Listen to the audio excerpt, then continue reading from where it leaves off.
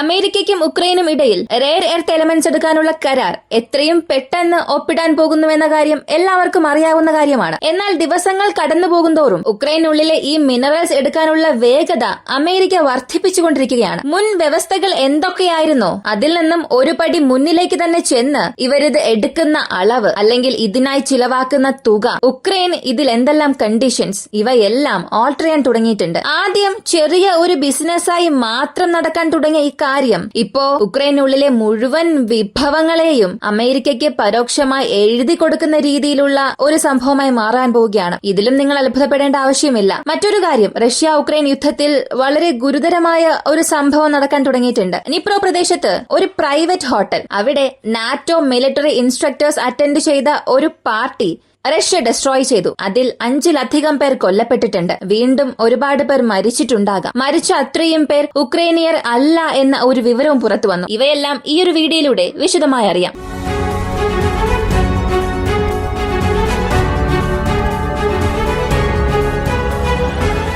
അമേരിക്കയ്ക്കും ഉക്രൈനും ഇടയിൽ നടക്കുന്ന ഈ മിനറൽ ഡീൽസിനെ കുറിച്ച് അറിയുന്നതിന് മുൻപ് ആദ്യം അറിയേണ്ടത്, ഉക്രൈന് ഏത് തരത്തിലെല്ലാമാണോ ബൈഡൻ അഡ്മിനിസ്ട്രേഷൻ ഉണ്ടായിരുന്നപ്പോൾ സഹായം നൽകിയത് അതെല്ലാം തിരികെ വാങ്ങാൻ കഴിയാത്ത ഒരു ലോണായി മാത്രമേ നൽകിയുള്ളൂ. ഇവിടെ ലോണിനും എയ്ഡിനുമുള്ള വ്യത്യാസം നിങ്ങൾ മനസ്സിലാക്കണം. ലോൺ എന്നത് കടമായി നൽകുകയും തിരികെ പലിശ സഹിതം വാങ്ങുന്നതാണ്, അല്ലെങ്കിൽ കുറഞ്ഞ പലിശ നിരക്കിൽ വാങ്ങുന്നതാണ്. എന്നാൽ എയ്ഡ് എന്നത് ഇവിടെ സഹായമായി മാറും. ഇപ്പോ എന്റെ സുഹൃത്ത് ബുദ്ധിമുട്ടുന്നുണ്ട്, ഞാനൊരു 10 രൂപ നൽകി സഹായിക്കുന്നു. അതൊരു സഹായത്തിൽ മാത്രമേ വരൂ, എയ്ഡിൽ മാത്രമേ വരൂ. എന്നാൽ അതേസമയം എനിക്കറിയാവുന്ന ഒരു വ്യക്തി സാമ്പത്തികമായി ചില ബുദ്ധിമുട്ടുകളുണ്ട്. ഈ സമയത്ത് ഞാൻ അയാൾക്ക് പലിശയ്ക്ക് പണം കൊടുക്കുകയാണ്.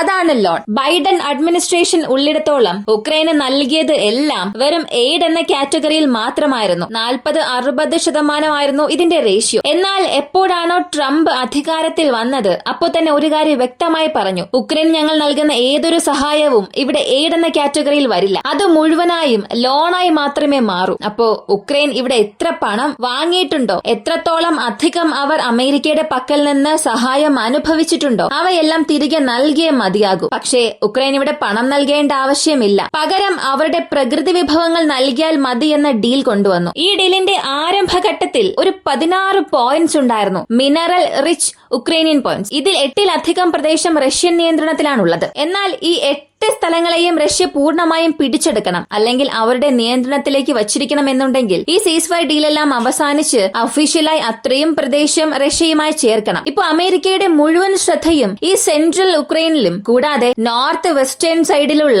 ആ പ്രദേശങ്ങളിലുമാണ്. ഈ സ്ഥലങ്ങളിൽ ഷിൽ ഗ്യാസ്, ഷെൽ ഓയിൽ, കൂടുതലായും ബാറ്ററി പ്രൊഡക്ഷൻ ആവശ്യമായ ലിഥിയം, ഇങ്ങനെ പല റെയർ എർത്ത് എലമെന്റ്സ് ഇവയെല്ലാം ആ സ്ഥലത്തുണ്ട്. അമേരിക്ക ആരംഭത്തിൽ പറഞ്ഞത് കോൺട്രാക്ട് ബേസിസിൽ ഇവരെ അകത്തേക്ക് വിടുകയും ഇവർ എത്രത്തോളം റവന്യൂ ജനറേറ്റ് ചെയ്യുന്നോ അതിലൊരു പ്രത്യേക ഷെയർ ഉക്രൈന് നൽകണം എന്നുള്ളതായിരുന്നു ആദ്യമുണ്ടായിരുന്ന ഒരു ഡീൽ. എന്നാൽ ഇപ്പോൾ അടുത്ത ഘട്ടമായി അമേരിക്ക ചോദിക്കാൻ തുടങ്ങിയത് അതിന്റെ ഉടമസ്ഥാവകാശമാണ്. സാധാരണ ഒരു സ്ഥലത്തെ പാട്ടത്തിന് എടുക്കുന്നതും ഓണർഷിപ്പിനും ഒരുപാട് വ്യത്യാസമുണ്ട്. ഓണർഷിപ്പിന് എടുക്കുമ്പോൾ ഉക്രൈന്റെ ആ ഒരു പ്രത്യേക പ്രദേശം മാത്രം, അവിടെയുള്ള വിഭവങ്ങളും എല്ലാം തന്നെ അമേരിക്കയുടെ പ്രോപ്പർട്ടിയായി മാറും. ഇതിന് സെലൻസ്കി ഇപ്പോ പറഞ്ഞത് സാധ്യമേ അല്ല, ഞങ്ങൾക്ക് നിങ്ങൾ നൽകിയ സഹായം എല്ലാം എയ്ഡ് മാത്രമായിരുന്നു, ഞങ്ങൾക്ക് നൽകിയതൊന്നും വായ്പയായിരുന്നില്ല, ചില റീപേയബിൾ ലോൺ മാത്രം ഞങ്ങൾക്ക് പേ ചെയ്യാൻ സാധിക്കും, അതല്ലാതെ എപ്പോഴും നിങ്ങളുടെ സഹായത്തിന് ഞങ്ങൾ നന്ദിയുള്ളവരായിരിക്കും എന്ന കാര്യം പറഞ്ഞു. പക്ഷേ ഇത് പ്രസിഡന്റ് അംഗീകരിക്കുമോ എന്ന് ചോദിച്ചാൽ ഒരിക്കലും ഇല്ല. അത് ഒരു വലിയ തമാശയിൽ മാത്രമേ അവസാനിക്കൂ. അതിന് പ്രധാനപ്പെട്ട കാരണം, ഇതിനകം അമേരിക്ക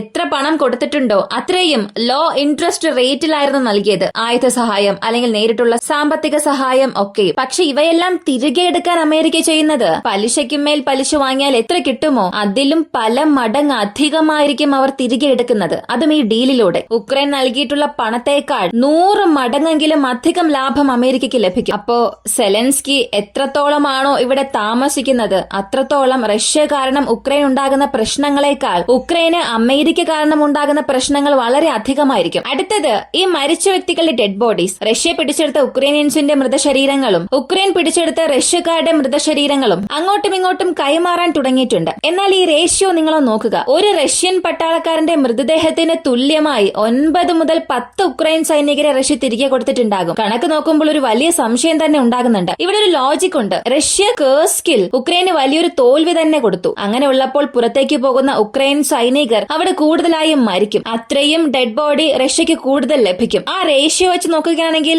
ഇതിൽ അത്ഭുതപ്പെടേണ്ട കാര്യം ഇല്ല. എന്നാൽ ഇതിനു മുൻപ് സംഭവിച്ച സ്വാപ്പിംഗ് പ്രോസസ് നോക്കിയാൽ അതിലും റഷ്യ ചെയ്തത് കുറഞ്ഞ റഷ്യൻ സൈനികരെ വാങ്ങുകയും കൂടുതൽ ഉക്രൈൻ സൈനികരുടെ ഡെഡ് ബോഡി തിരികെ കൊടുക്കുകയും ചെയ്തിട്ടുണ്ട്. അടുത്തിടെ നടന്ന കാൽക്കുലേഷൻ തന്നെ നോക്കാം. 43 റഷ്യൻ സൈനികരുടെ ജീവനറ്റ ശരീരം വാങ്ങാനായി റഷ്യ തിരികെ കൊടുത്തത് 909 ഉക്രൈനിയൻസിന്റെ മൃതശരീരങ്ങളായിരുന്നു. അതായത് ഒരു ബിഗ്ഗസ്റ്റ് ടാലി. ഒരാൾക്ക് പകരം ഒരു 10 പേർ അല്ലെങ്കിൽ ഒരു 20 പേർ എന്ന രീതിയിലായിരുന്നു അവിടെ സംഭവിച്ചത്. ഇതിൽ ഈസ്റ്റേൺ ഫ്രണ്ട് അല്ലെങ്കിൽ കേഴ്സ് ഫ്രണ്ട് എടുക്കുകയാണെങ്കിലും ഈ 2 സ്ഥലങ്ങളിലും ഉക്രൈൻ സൈനികർക്ക് നഷ്ടങ്ങൾ കൂടുതലായും സംഭവിക്കുന്നുണ്ട്. പ്രത്യേകമായി ഈ കേഴ്സ് ബാറ്റിൽ എന്നത് ഒരു വലിയ ഡിസാസ്റ്ററായി മാറിയിട്ടുണ്ട്. അതും ഉക്രൈന്റെ മോഡേൺ ഹിസ്റ്ററിയിൽ മാറ്റിയിട്ടുണ്ട്. എന്നാൽ ഇവിടെയും സെലൻസ്കി വെറുതെ ഇരിക്കുന്നില്ല. യൂറോപ്യൻ യൂണിയനിലെ പ്രധാനപ്പെട്ട രാജ്യങ്ങളുമായി ഒരു നിർണായക കരാർ അദ്ദേഹം ഉണ്ടാക്കി. അതായത് യൂറോപ്യൻ യൂണിയനിൽ പ്രത്യേകം സാറ്റലൈറ്റ്സ് ഉണ്ടാകും. അവർക്ക് പ്രത്യേകം ചാര ഉപഗ്രഹങ്ങൾ ഉണ്ടാകും. സൈനികം സംബന്ധിക്കുന്ന ചില ഉപഗ്രഹങ്ങളും അവർക്കുണ്ട്. അതിന്റെ ഡാറ്റാസ് എല്ലാം ഉക്രൈൻ വാങ്ങാൻ തുടങ്ങിയിട്ടുണ്ട്. അതിന്റെ കോർഡിനേറ്റ്സ് വെച്ച് റഷ്യ ആക്രമിക്കുക.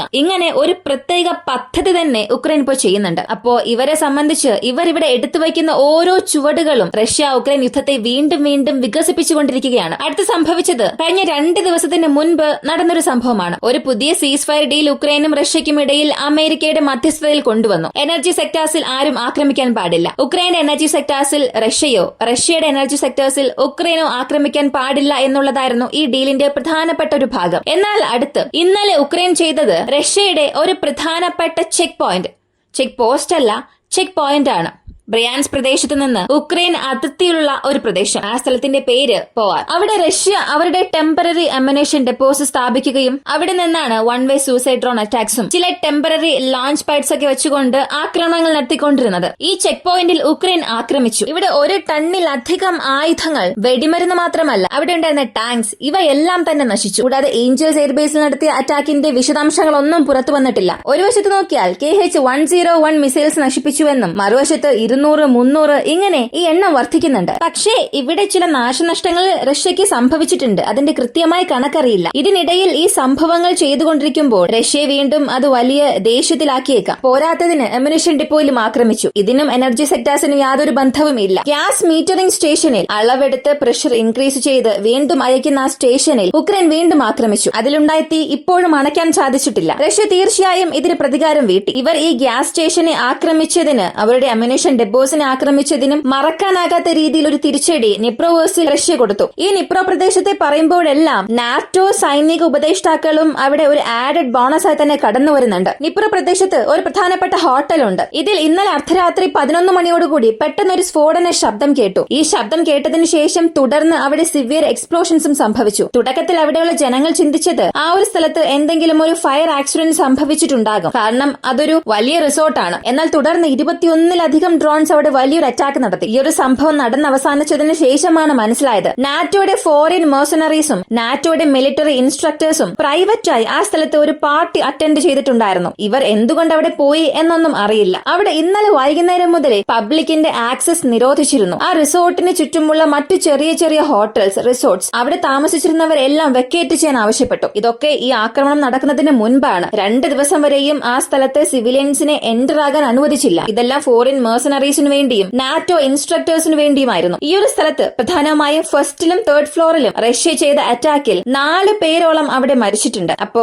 ഈ കാഷ്വാലിറ്റീസ് കൗണ്ട് അധികമാകും, ഒരിക്കലും കുറയാനുള്ള സാധ്യതയില്ല. ഈ ആക്രമണത്തിൽ റഷ്യ ഉപയോഗിച്ചിരിക്കുന്നതെല്ലാം ഇറാനിയൻ മെയ്ഡ് ഷാഹിദ് ഡ്രോൺസ് ആണ്. അപ്പോ ഇവിടെ ഉക്രൈൻ ഒരു വശത്ത് റഷ്യയുടെ എനർജി സെക്ടേഴ്സിൽ ആക്രമിച്ചുകൊണ്ടിരിക്കുന്നതിന് പകരമായി വീണ്ടും ഒരു ഒഫൻസീവ് തീർച്ചയായും റഷ്യ നടത്തിയേക്കാം. അങ്ങനെ സംഭവിച്ചാലും ആശ്ചര്യപ്പെടാൻ ഒന്നുമില്ല. മറ്റൊരു കാര്യം പറയേണ്ടത്, റഷ്യ ഉക്രൈൻ യുദ്ധത്തെ സംബന്ധിച്ച് പവർ ഗ്രിഡ്സിൽ നടത്തുന്ന ആക്രമണങ്ങൾ അവസാനിപ്പിക്കുകയാണെങ്കിൽ അവിടെ ആർക്കായിരിക്കും ഒരു നേട്ടമായി മാറുക? അങ്ങനെ ആക്രമണങ്ങൾ അവസാനിപ്പിക്കുന്നത് കൊണ്ട് ആർക്കായിരിക്കും കൂടുതൽ ലാഭമുണ്ടാവുക? ഇങ്ങനൊരു ചോദ്യം പലർക്കും ഉണ്ടാകാം. വളരെ ലളിതമായി പറഞ്ഞാൽ, ഇപ്പോൾ റഷ്യ ഒരു ദിവസം ഒരു 100 മിസൈൽസ് അയക്കുന്നു എന്ന് ചിന്തിക്കുക. അതിൽ ഒരു 10 ദിവസത്തെ ടൈം ലൈൻ എടുത്ത് നോക്കിയാൽ 8 ദിവസത്തോളം അവരുടെ എനർജി ഗ്രിഡ്സിലാണ് ആക്രമിച്ചത്. ബാക്കിയുള്ള 2 ദിവസം ചില അമ്യുനിഷൻ ഡെപ്പോസിലും അല്ലെങ്കിൽ മറ്റ് സ്ഥലങ്ങളിലും ആക്രമിച്ചിട്ടുണ്ടാകും. അപ്പോ പവർ ഗ്രിഡ്സിൽ ഉക്രൈൻ അറ്റാക്ക് നടത്താൻ പാടില്ല. ഉക്രൈന്റെ എനർജി സെക്ടേഴ്സിൽ ആക്രമിക്കാൻ പാടില്ല എന്നുണ്ടെങ്കിൽ അത്രയും മിസൈൽസ്, അത്രയും ഡ്രോൺസ് എല്ലാം റഷ്യ സ്റ്റോക്ക് ചെയ്യാൻ തുടങ്ങും. അതേ അവസ്ഥയാണ് ഉക്രൈനും സംഭവിക്കുക. പക്ഷെ ഇവിടെ